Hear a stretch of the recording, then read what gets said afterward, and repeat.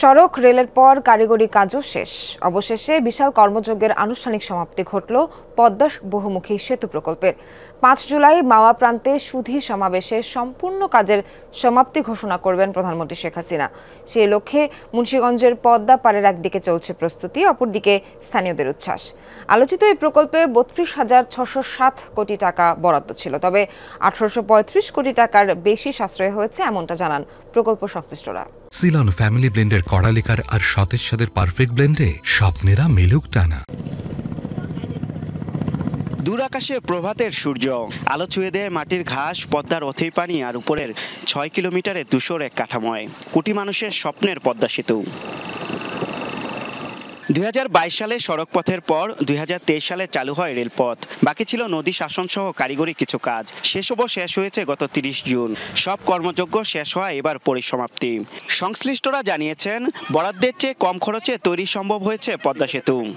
আমরা ইফেক্টিভলি তাদের সাথে নেগোসিয়েট করতে পারছি, দর কষাকষি করতে পারছি যে ক্লেম, ধর একটা ক্লেম মনে করেন ৮০০ কোটি টাকা ওরা চাইছে। এটা অনেকবার ৩ বছর যাওয়া চলতেছে, আসা যাওয়া।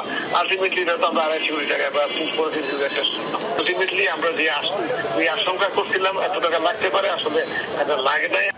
আগামী ৫ জুলাই প্রকল্পের আনুষ্ঠানিক সমাপ্তি ঘোষণা করবেন প্রধানমন্ত্রী শেখ হাসিনা। এই উপলক্ষে মাওয়ায় অনুষ্ঠিত হবে সুধী সমাবেশ। পদ্মাপাড়ে তাই আবারও উৎসবের আমেজ। প্রধানমন্ত্রীর দোয়া করি আরো আল্লাহ হায়াতে বাঁচিয়ে রাখুক, ভালোভাবে আমাদের দেশ চালাক। এইটাই রেল দেখে নাই, রেল চলতেছে, ট্রেন চলতেছে, এটা আমাকে সবার কাছে ভালো লাগতেছে। আমাকে যদিও জায়গা ত্যাগ করছি, আমার কাছে ভালো লাগতেছে। আমাদের প্রত্যাশা আসলে এই পদ্মা সেতু মানে যেভাবে মেনটেনেন্স করা দরকার সেভাবে মেনটেনেন্স হবে এবং এটা থাকবে সবসময় এবং আমাদের শিল্পায়নটা প্রপারলি হবে। দক্ষিণবঙ্গের পুরো লোকের সুবিধার্থে পদ্মা সেতুর জন্য অনেক অনেক সুবিধা এবং আমরা সহজে যাইতে পারতেছি, সহজে আসতে পারতেছি।